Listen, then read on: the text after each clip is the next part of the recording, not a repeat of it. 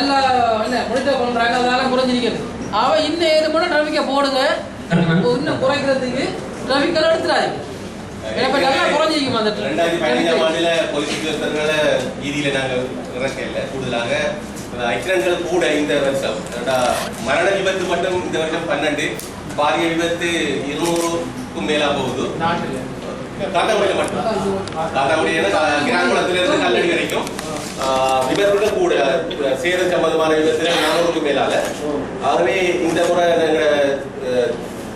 சிரேஷ்ட போலீஸ் அத்தியட்சர் அவர் உத்தரவுப்படி 60க்கும் மேற்பட்ட போலீஸ் உத்தியோகத்தோட ஒரு நாளைக்கு நாங்கள் விதி தடை, வீதி ஒழுங்கலை விட்டுருக்கலாம்.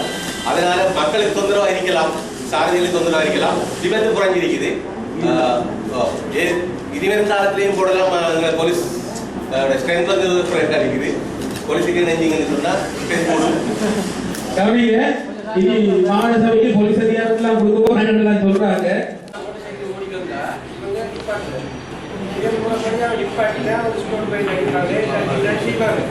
அவர்கள் இவரை கண்டு ஓடி போய் அடிக்கடி சாலாங்க. அப்படி ஓடினே திறக்கப்படாது.